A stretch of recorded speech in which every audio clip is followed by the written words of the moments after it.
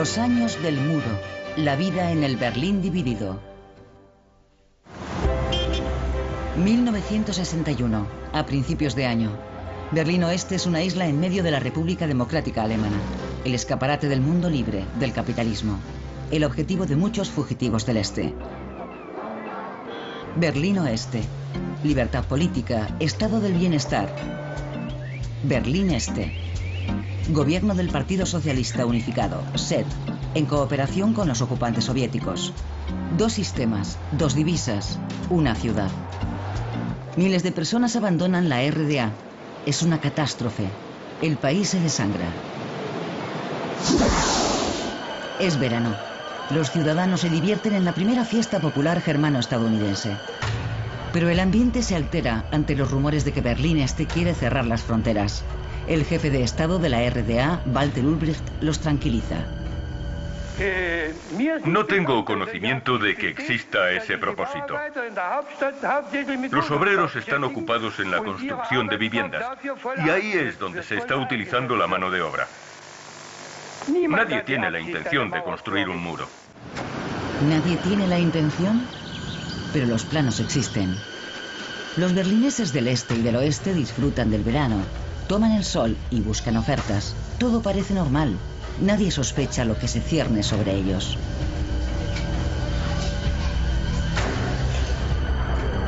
El 13 de agosto de 1961 comienza la construcción del muro.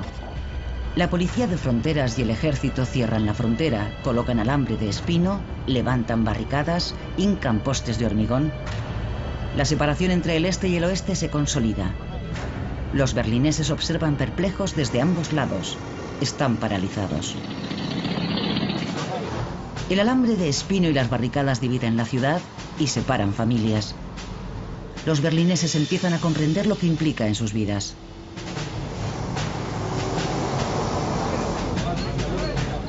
Los aliados occidentales observan, pero no intervienen, pues el muro no recorta su poder ni sus zonas de ocupación. Sin embargo, los berlineses del oeste se sienten encerrados. El alcalde Willy Brandt está horrorizado.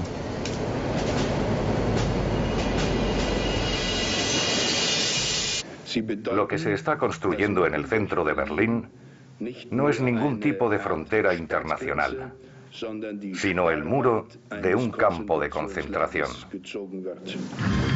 27 de octubre. Duelo al sol en Friedrichstraße. Confrontación en el Checkpoint Charlie. Los tanques estadounidenses y soviéticos se acercan a la frontera.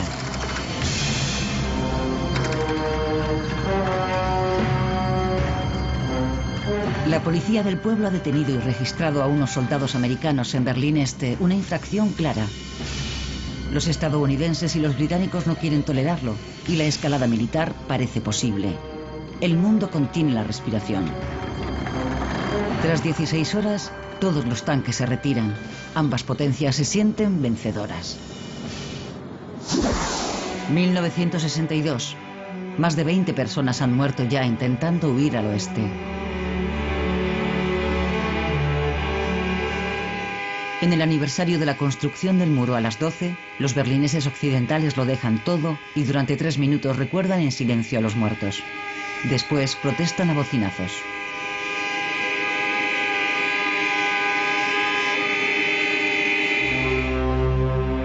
Días más tarde, el 17 de agosto, la estudiante de Berlín Oeste, Margit Hosseini, celebra su cumpleaños cerca del Checkpoint Charlie y contempla cómo Peter Fechter, un berlinés oriental, es abatido cuando intentaba huir.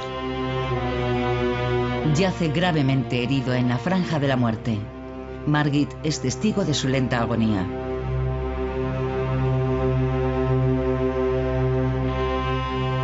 Fue traumático para todos nosotros.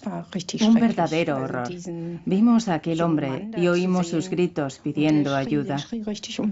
Al principio era un grito de socorro normal. Se hizo más intenso y después más silencioso cada vez. Como si fuera la vida lo que huía de aquel cuerpo. Fue horroroso. Verdaderamente horroroso. Nadie se atreve a ayudar a los moribundos. Ni los americanos, ni la policía de Berlín Oeste, ni los guardias de la RDA. Una hora más tarde recogen el cuerpo sin vida. Las imágenes dan la vuelta al mundo y se convierten en un símbolo de la inhumana división forzosa de Berlín. Verano de 1963. 2 años después de la construcción del muro, John Fitzgerald Kennedy, mensajero de la esperanza, visita el oeste de la ciudad. Los berlineses han tenido que esperar mucho tiempo. El entusiasmo por la visita del presidente americano es enorme y el recibimiento increíble. Su recorrido por una ciudad cercada en un vehículo descubierto es un paseo triunfal. 1 millón de personas lo ovacionan y entre ellas Hiram Cote, de 20 años. Lleva días esperando la visita. Era un hombre increíble, de verdad, un gran hombre y una gran persona, y vino a vernos a nosotros, a los berlineses, y nos dijo que todo el mundo estaba con nosotros. Fue una sensación apasionante. Cientos de miles de berlineses occidentales se reúnen ante el ayuntamiento de Schöneberg para escuchar el discurso. La gente espera un signo claro de la protección americana. Sus palabras liberan a los berlineses de muchos de sus miedos y se convierten en leyenda. Por eso, como hombre libre, es para mí un orgullo decir, yo soy berlinés.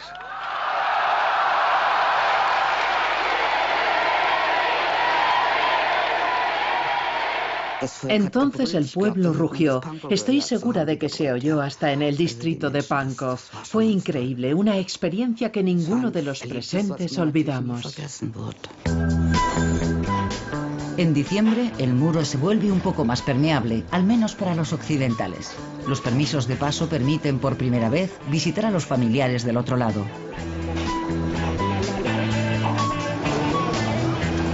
Cientos de miles de berlineses occidentales quieren cruzar y hacen cola durante horas y a pesar del frío ante la agencia emisora. El 19 de diciembre se abre por primera vez una pequeña grieta en el muro, solo durante unos días y solo para occidentales. Un reencuentro tras más de 2 años, un arrebato de euforia. Berlín Este y Berlín Oeste se abrazan.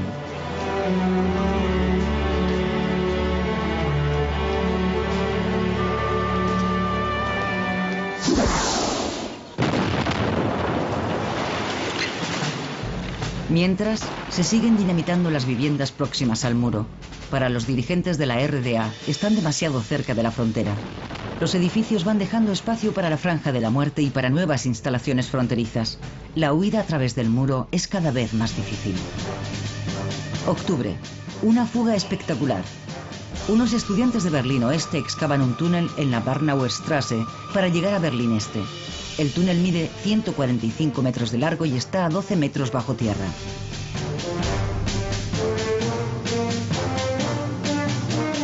Fue el más largo, profundo y exitoso de los túneles construidos.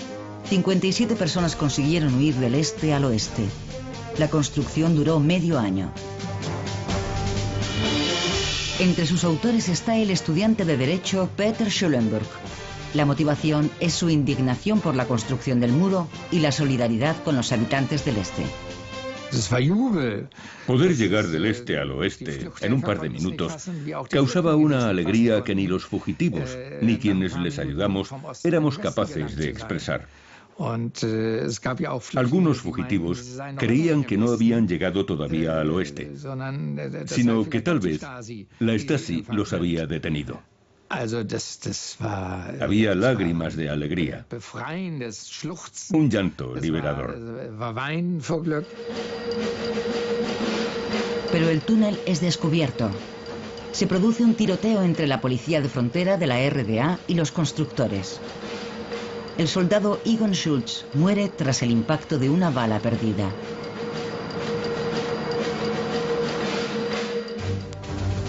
En Berlín Este, el fallecido es considerado un mártir. El gobierno del SED utiliza el trágico desenlace como propaganda. El gobierno del Este oculta durante décadas que Egon Schultz había muerto por la bala perdida de un compañero. Peter Schulenburg y sus compañeros lo descubrieron en los archivos del Stasi tras la caída de la RDA.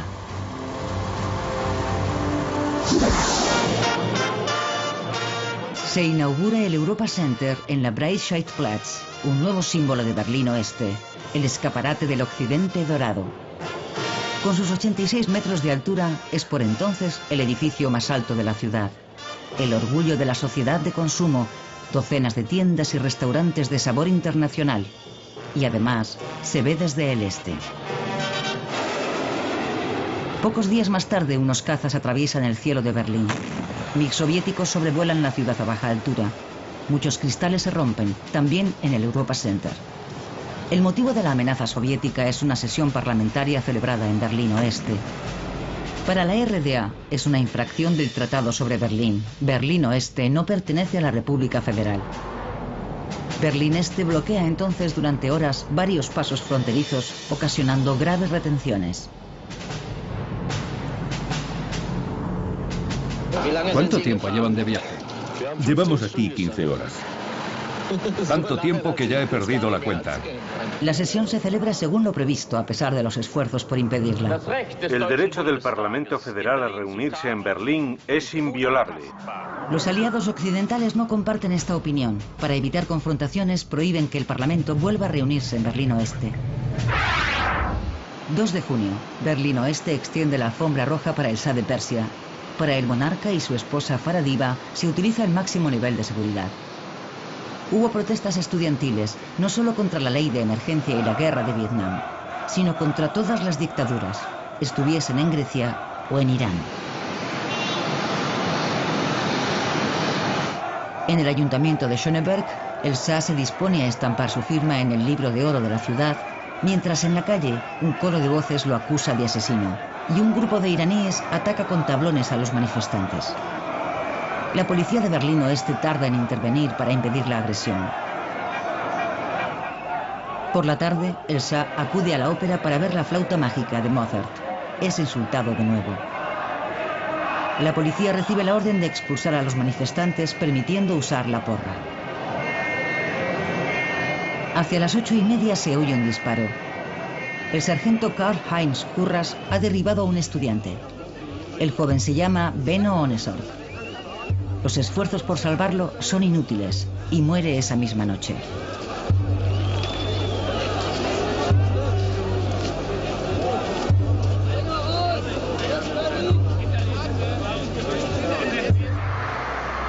Tras la muerte de Ohnesorg, muchos estudiantes salen a la calle y el movimiento de protesta se radicaliza. El famoso 1968 empezó el 2 de junio de 1967. El cadáver de Ohnesorg viaja hasta Hamburgo acompañado por más de 15.000 personas.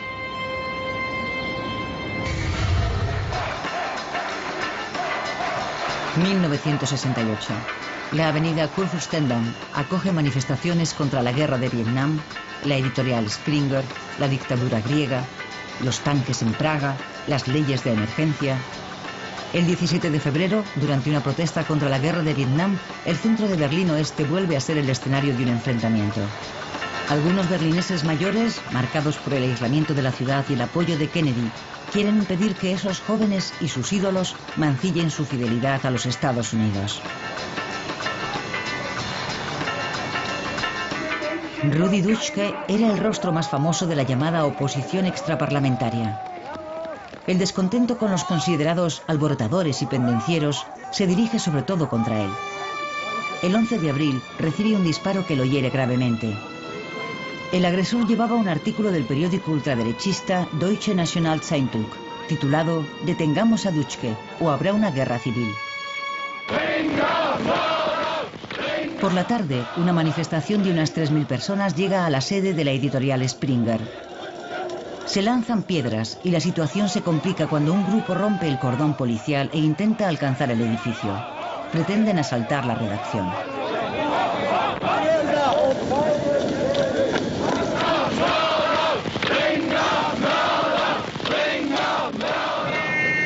Consiguen asaltar el edificio y destrozan e incendian varios vehículos para impedir la distribución de los periódicos de Springer. La policía recupera el control de la situación con gran esfuerzo. Al día siguiente, la sede de Springer aparece rodeada de alambre de espino. El enfrentamiento entre la sociedad de Alemania Occidental y su juventud rebelde se intensifica. 1970, nace la RAF, facción del Ejército Rojo. Horst Mahler y Ulrike Meinhof organizaron la huida del presidiario Andreas Baader. El izquierdista radical Baader, que cumple condena en Berlín Oeste, es visitado por la periodista Ulrike Meinhof, que se dispone a escribir un libro a medias con él. Su abogado Horst Mahler organiza una reunión fuera de la penitenciaría. Según los informes, los secuestradores lanzaron gas lacrimógeno por la puerta de la facultad, obligaron a los trabajadores a apartarse y liberaron a Baader utilizando armas de fuego. La liberación de Baader ha sido un éxito de la RAF. La conocida periodista de izquierdas, Ulrike Meinhof, pasa a la clandestinidad mientras el abogado Horst Mahler cambia de bando en varias ocasiones. El grupo viaja a Beirut con pasaportes falsos desde el aeropuerto de Schönefeld, en Berlín Este. Los agentes de frontera orientales se dieron cuenta de la falsificación, pero no actuaron, ayudándoles a huir. El 29 de septiembre de 1970, la RAF realiza un ataque sorpresa triple. Asaltantes enmascarados atacan a la vez 3 bancos de la ciudad.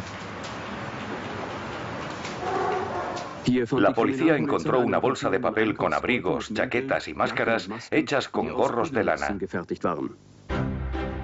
El abogado Horst Mahler fue detenido. Otros miembros de la RAF consiguieron huir. Por primera vez, el terrorismo es una amenaza internacional.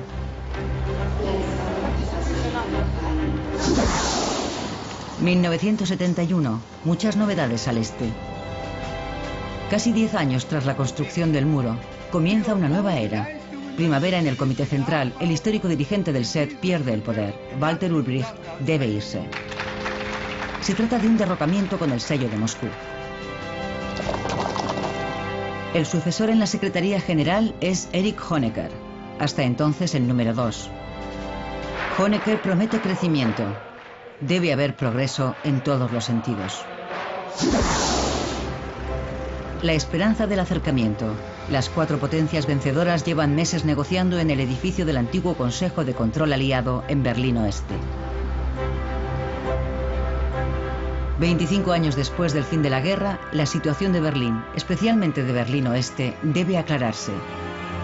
El 3 de septiembre de 1971, Estados Unidos, Reino Unido, Francia y la Unión Soviética firman un acuerdo cuatripartito. Es un logro histórico. Bien está lo que bien acaba. El acuerdo cuatripartito regula el estado de la ciudad dividida, la libertad de movimiento y la relación entre Berlín Oeste y la República Federal, sus vínculos políticos y de transporte. Tras el acuerdo se firman otros convenios, como el Acuerdo sobre el Tráfico, que facilita los viajes para los berlineses occidentales, garantizando la libertad de movimiento entre Berlín Oeste y la República Federal. Nuevas libertades que incluso el famoso playboy berlinés Rolf Eden acoge con entusiasmo.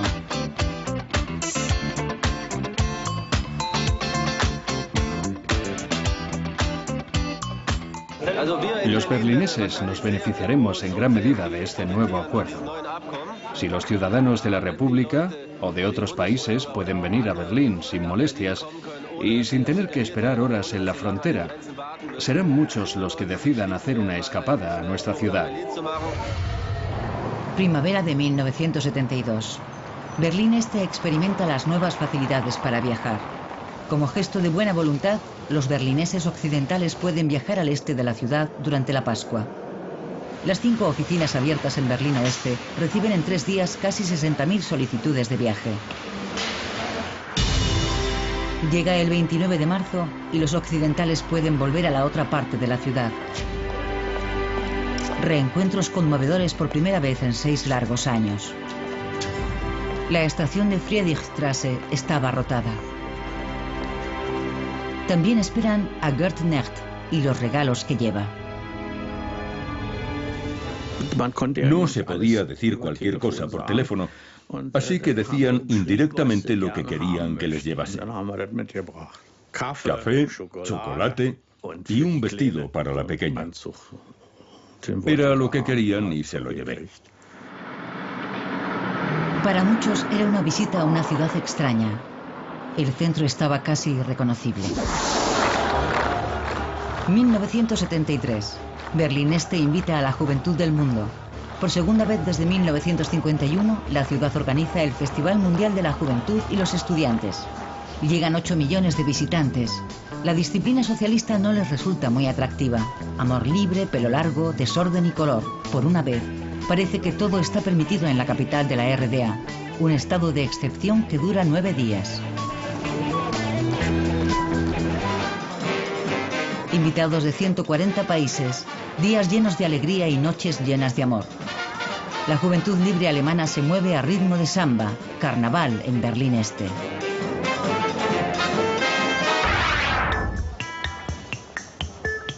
El colorido del consumo occidental llega a Berlín Este. Las Intershops, tiendas con productos occidentales para divisas occidentales, hasta ahora solo para turistas, abren sus puertas a los ciudadanos de la RDA.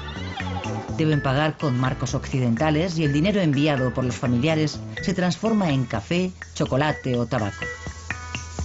También la periodista de Berlín Este, Regine Silvester, descubre el mundo del consumo. En las tiendas siempre había estantes vacíos. No había tantos productos ni eran tan brillantes.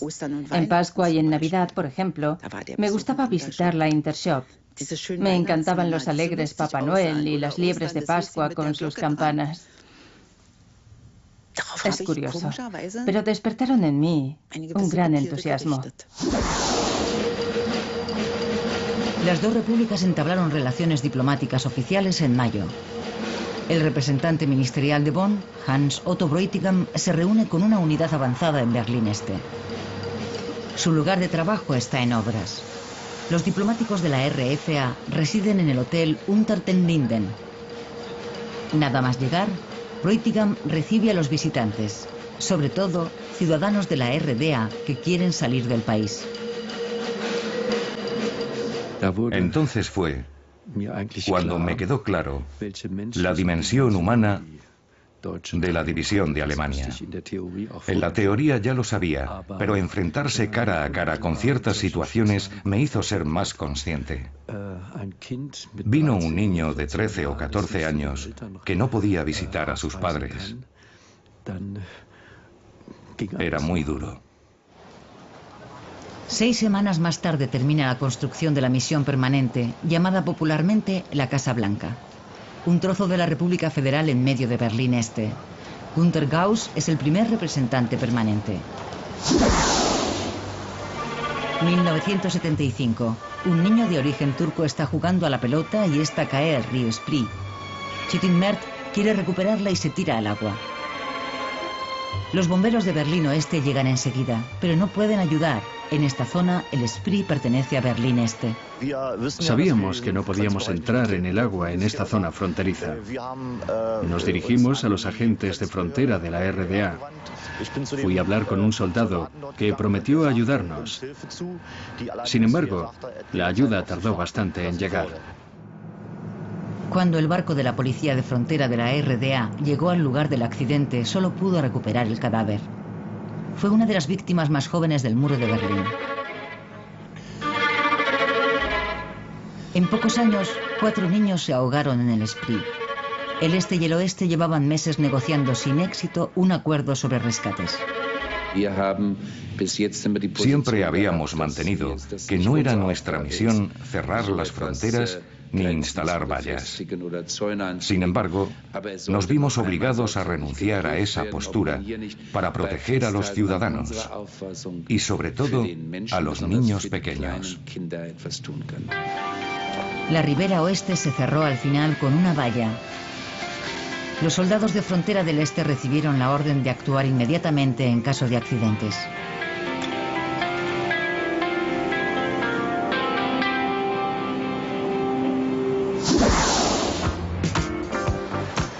En Helsinki, 35 estados firmaron el acta de la Conferencia sobre la Seguridad y la Cooperación en Europa, la RDA entre ellos. El acta regulaba la relación pacífica y la cooperación en economía y ciencia. Además, establecía derechos humanos y derecho civil. En Berlín Este fue bien acogida. Digamos que por primera vez quizá podamos viajar a alguna parte, a donde queramos. ¿Qué puedo decir? La reunificación familiar. Mis padres viven al otro lado, así que podré visitarlos. Cumbre en Helsinki. El dirigente del SED, Erich Honecker, y el canciller general Helmut Schmidt se ven por primera vez en persona. La RDA se siente valorada, reconocida internacionalmente. Es el gran triunfo de Honecker. Las democracias occidentales están satisfechas de que todos los estados hayan reconocido los derechos humanos y las libertades básicas. El acta de la Conferencia de Helsinki en 1975 marcó un hito en las relaciones entre el este y el oeste. Sin embargo, la normalidad entre los alemanes todavía estaba lejos. 17 de enero, primer viaje especial del Concorde entre París y Berlín. Velocidad supersónica y diseño futurista. Comienza una nueva era para el transporte aéreo.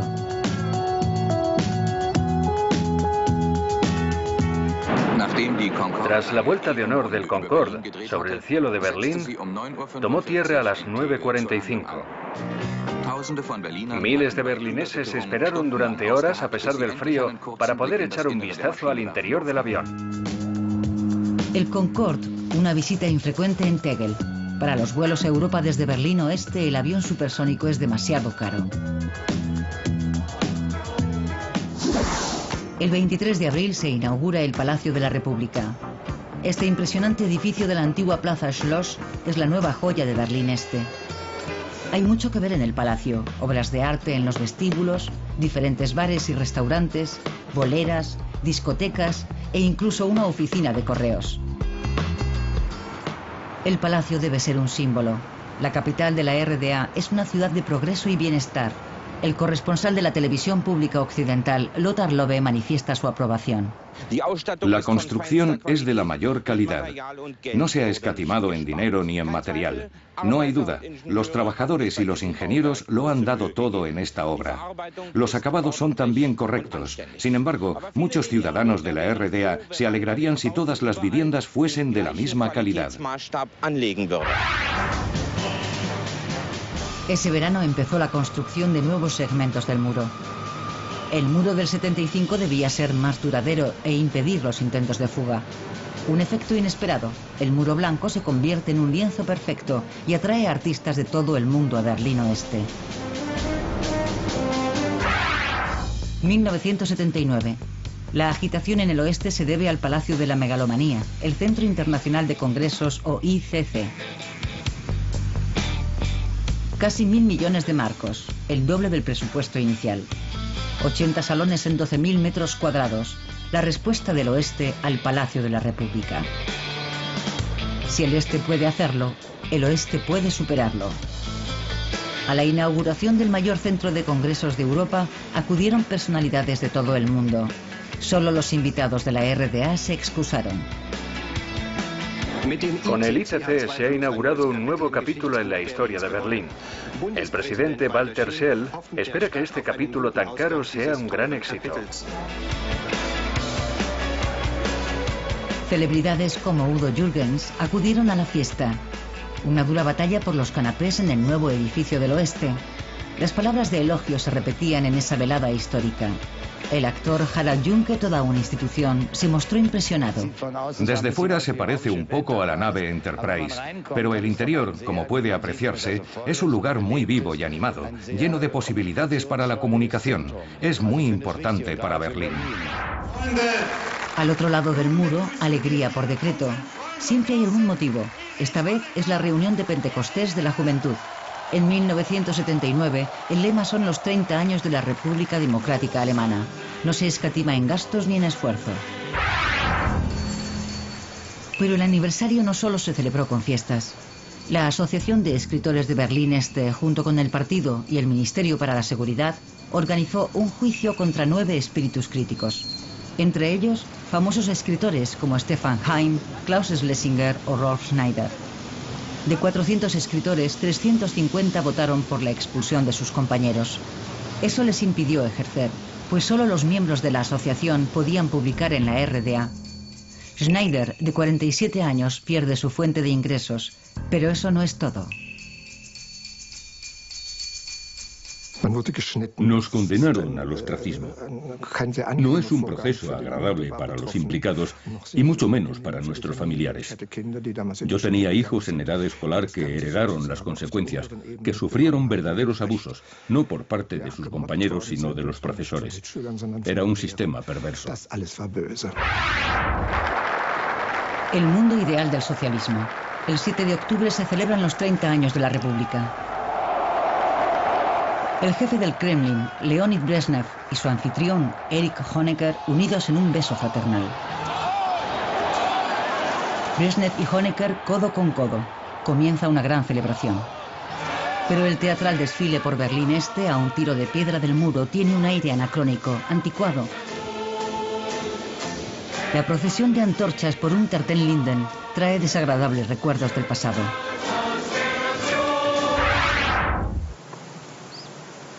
Seis días más tarde se oyen disparos junto al muro. Según la policía de Berlín, ha debido de tratarse de un tiroteo entre la Guardia de Frontera y un fugitivo. Unas horas después del tiroteo, han visto transportar un cadáver en una camilla. Iba cubierto con una manta. Un testigo presencial. De repente oí disparos. Una serie de disparos. Después gritos. Y después silencio. Octubre de 1979. Un muerto sin nombre junto al muro de Berlín. Un suceso sin resolver. En el oeste, 1980 es el año de la iniciativa civil. Los ocupas exigen contratos de alquiler para sus viviendas de Kreuzberg. Ocupación contra los derribos. El Senado ha decidido derribar las casas de la era industrial en el distrito, acabando así con numerosas viviendas a buen precio. El distrito lleva años sin recibir inversión y muchos habitantes esperan la demolición en edificios ruinosos.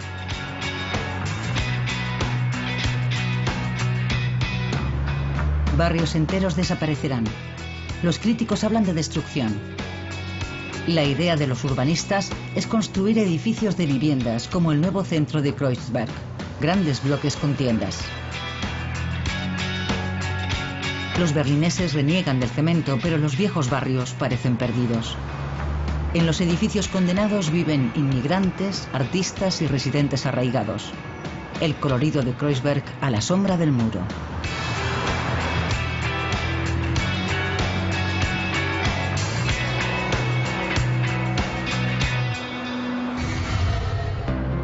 Mayo de 1981. Elecciones anticipadas en Berlín Oeste. El proceso electoral da vida al Parlamento de la ciudad. Por primera vez obtiene representación la lista alternativa, los Verdes de Berlín. Además, tras 2 décadas y media, la Unión Demócrata Cristiana recupera la alcaldía con Richard von Weizsäcker. El senador de Interior es Heinrich Blumer, un político controvertido. Mientras unos valoran su compromiso, otros temen su dureza. Espero que todo mejore con el nuevo Senado. También el problema de la ocupación de casas. Los criminales se ocultan allí. Hay que hacer algo cuanto antes. Que Blumer sea el responsable de Interior es una buena noticia. Una mala noticia para los ocupas y otras buenas personas. En septiembre se recrudece el enfrentamiento entre el Senado y los ocupas. El senador de Interior, en una demostración de fuerza, manda desalojar 8 casas en un mismo día. Hubo porras y gas lacrimógeno, adoquines y barricadas, duras batallas campales. Heinrich Blumer estaba presente. En una de las casas desalojadas concedió una conferencia de prensa en la que se mostró muy duro, una provocación.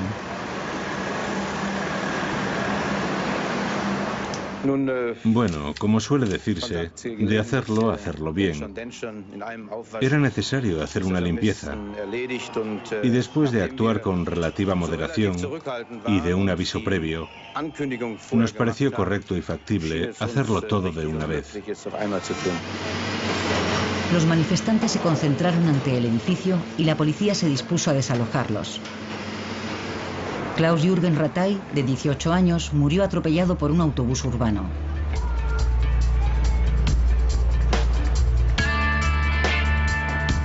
La muerte del manifestante causó una gran conmoción. Lumer negó cualquier responsabilidad. Al principio de esta horrible semana de violencia, hubo lanzamientos de piedras y bolas de acero, cristales rotos y mucho más. No fue la policía quien sembró la violencia, son otros los responsables. Buenas tardes. Según la prensa de Berlín Oeste, el pasado domingo se produjo una muerte en el paso fronterizo de Drewitz. El Berliner Morgenpost informa hoy de que un conductor de 45 años, originario de Asendorf, en la comarca de Diepholz, Baja Sajonia, quedó malherido durante un interrogatorio en el puesto fronterizo de la RDA. Rudolf Burkert murió de un infarto durante un interrogatorio. Su muerte fue un lastre para las relaciones entre los dos estados.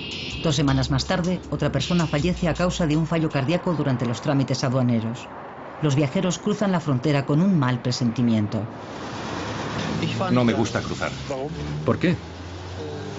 Las medidas de seguridad en la frontera son un poco duras. Uno siente alivio cuando cruza, como cuando se va la niebla. Usan técnicas de terror, pero yo lo veo normal.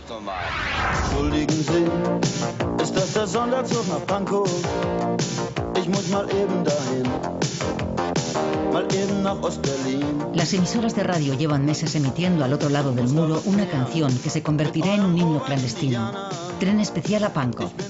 El rockero alemán Udo Lindenberg se autoinvitaba de forma irreverente a Berlín Este. ¿Se trata de una provocación? De cualquier modo, pone a los dirigentes del SED en una situación incómoda. Al final, Udo canta en el Palacio de la República. Puedo cantar lo que quiera. No me dirán, como algunos se imaginan, que cante solo una u otra canción. No. Y que diga esto o lo de más allá. No se puede castrar al Lindy. No, eso no puede ser. Puedo decir y hacer lo que quiera. En realidad, el Lindy no pudo hacer todo lo que quiso. El gobierno de la RDA preparó un espectáculo propagandístico, Rock por la Paz. Cientos de fans esperaban a su ídolo ante el Palacio de la República. Se habían esforzado en vano por conseguir entradas para el concierto. Los asistentes son casi todos importantes miembros de la Juventud Libre Alemana.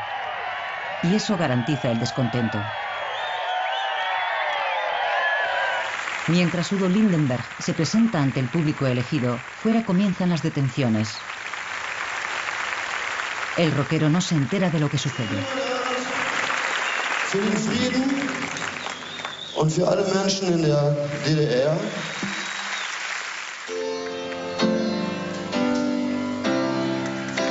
Pero no es la única decepción. Lindenberg no canta su éxito Tren especial a Pankow, sino una canción por la paz mundial y contra la guerra. Keiner will sterben, das ist doch klar. Wozu sind denn dann Kriege denn? Las primeras imágenes del día, las personas hacen señas, son algunos de los más de 40 ciudadanos de la RDA que se han refugiado en la misión permanente de la República Federal en Berlín Este. Quieren forzar su salida del país, incluyendo a 13 niños. Las imágenes llegan a la RDA y provocan una reacción en cadena.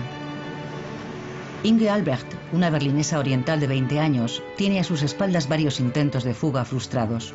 Una amiga la convence para probar suerte en la misión permanente. Ella había oído en las noticias que había refugiados en la embajada, así que tomamos la decisión en solo un par de días. Son 2 de las más de 50 personas que desean salir del país y se hacinan en la misión permanente. La situación es insostenible. Nadie está preparado para alojar y proteger a tantas personas.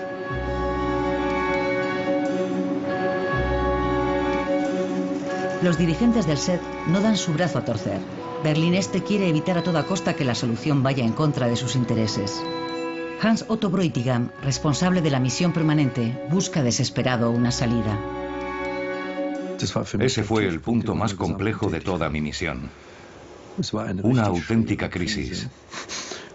Una crisis que, si no se resolvía en menos de 3 meses, 3 meses escasos, habría afectado a las relaciones internacionales probablemente con graves contratiempos. El 26 de junio se rinde ante el gentío. Las puertas para visitantes se cierran, abandonando la política de puertas abiertas. No había otra alternativa.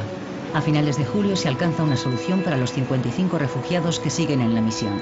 Tras duras negociaciones, Berlín Este les garantiza la impunidad y el viaje inminente al oeste. Pero debían salir del edificio.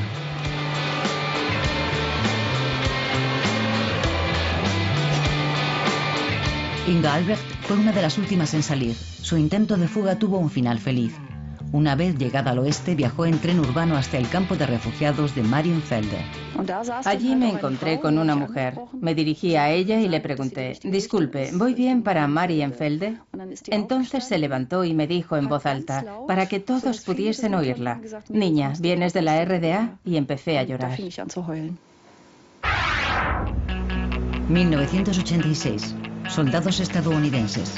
La presencia del ejército de la potencia amiga es habitual en Berlín Oeste. Con sus tiendas, restaurantes y discotecas han trasladado parte de su país a Berlín.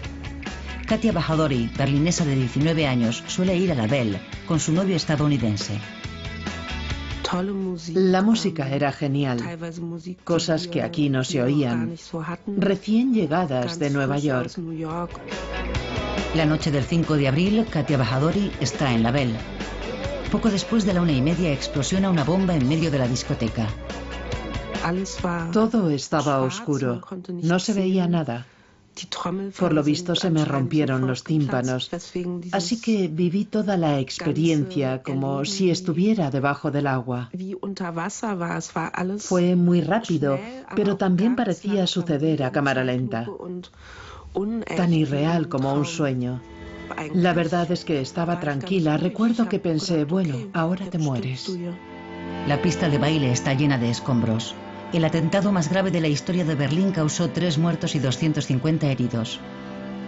También Katia Bajadori fue trasladada al hospital con graves lesiones. La policía supuso que los responsables habían llegado de Berlín Este. Los americanos responsabilizan del atentado al jefe de Estado libio, Gaddafi. 1987. Berlín cumple 750 años y celebra su aniversario, en el este y en el oeste. ¿Quién tenía más que ofrecer? La capital de la RDA empezó la guerra cultural con un acto oficial y el himno nacional.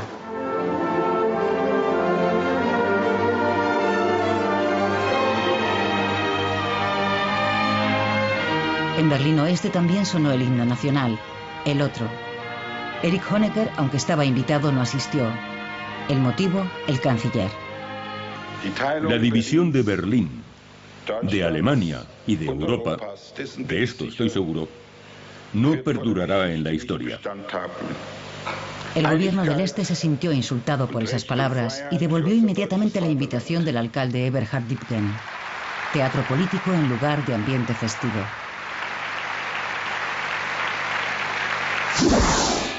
1 de mayo en Berlín Oeste. El Día del Trabajo, un festivo muy pacífico.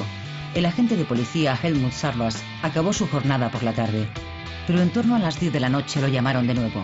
Kreuzberg estaba en llamas. Parecía que hubiésemos sufrido un bombardeo en Oranienstraße. Había pequeñas hogueras por las calles, como en una película de ciencia ficción. Coches en llamas, obstáculos por todas partes. Se oían aullidos, gritos y llantos. Fue aterrador. ¿Cuál era la causa de la catástrofe? Por la tarde, radicales de izquierda se hicieron con un coche de policía. Se dirigieron hacia la fiesta que se celebraba en el Lausitzter Platz. Cuando la policía intentó detenerlos, empezaron a lanzar piedras.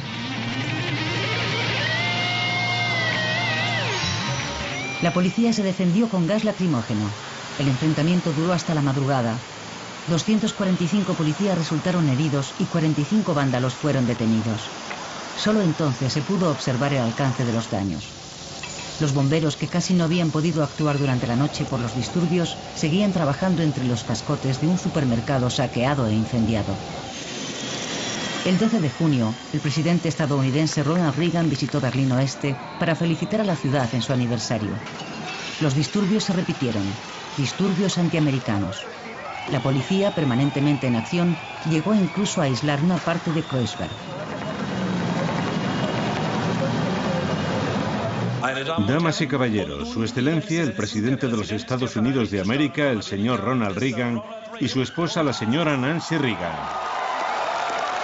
Ronald Reagan dio un discurso ante la puerta de Brandeburgo. Dos frases, dirigidas al jefe del Partido Comunista Soviético, Mikhail Gorbachev, y al mundo, quedaron grabadas en la historia. Secretario General Gorbachev, abra esta puerta. Señor Gorbachev, derribe este muro.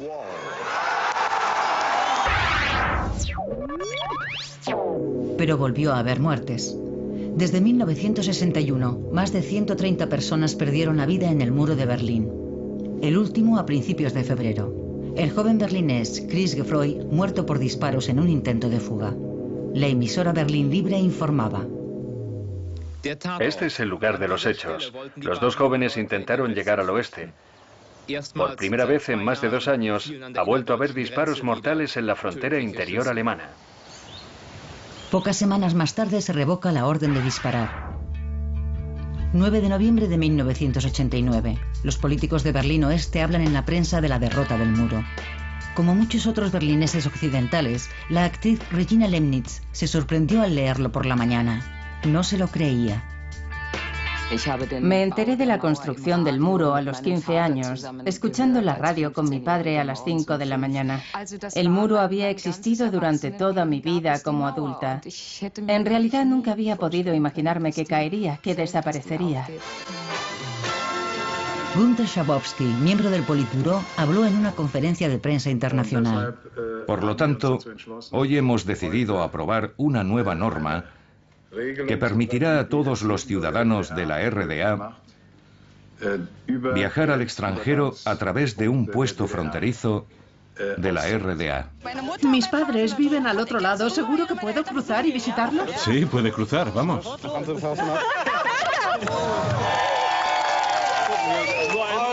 Dios mío, podemos cruzar. La locura empezó esa noche en el paso fronterizo de Bornholmer-Straße. Se levantó la barrera.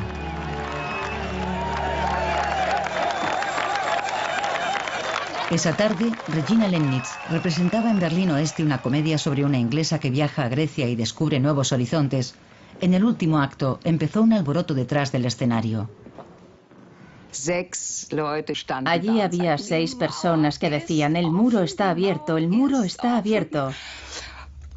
Entonces se levantó el telón. Una ovación. El teatro estaba lleno, unas 460 personas. Entonces rechacé los aplausos con un gesto. Todavía me emociono al pensarlo.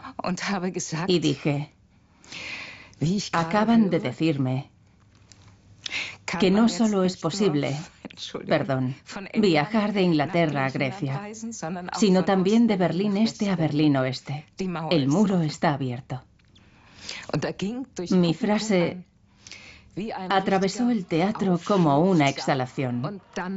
Entonces, la emoción me embargó.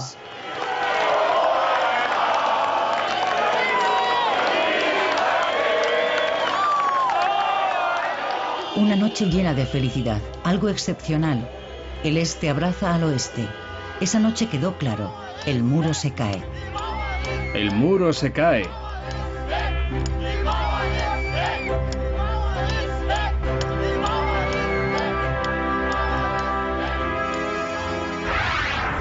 Al día siguiente, Willy Brandt visita la puerta de Brandeburgo. En 1961, como alcalde, había presenciado la división de la ciudad. Estamos muy cerca del momento en el que el muro perderá todo el sentido, si es que alguna vez ha tenido sentido.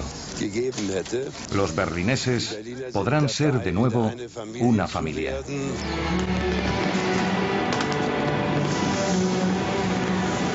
Y por primera vez en 28 años, los berlineses celebran juntos el fin de año.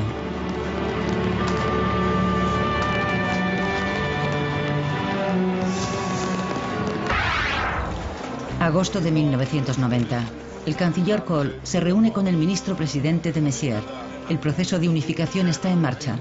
Las 4 potencias vencedoras de la Segunda Guerra Mundial han acordado devolver la soberanía a Alemania. El 2 de octubre de 1990, la víspera de la unificación, termina el control de los aliados. Los 3 gobernantes militares de la ciudad y los enviados han escrito una carta al alcalde en la que ponen fin a las funciones de la comandancia aliada, según explica el comandante británico Corbett. Corbett ha presidido la sesión de hoy. Tras 45 minutos de reunión, puso fin a la última sesión con, en sus propias palabras, un buen mazazo.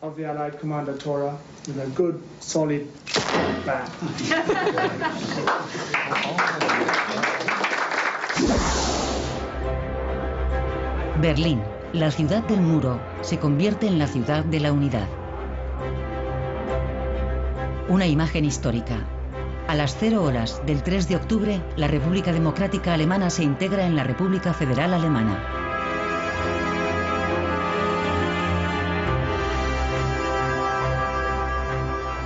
El presidente federal, Richard von Weizsäcker, habla desde la escalinata del Parlamento. 329 días tras la caída del muro, Alemania está unida.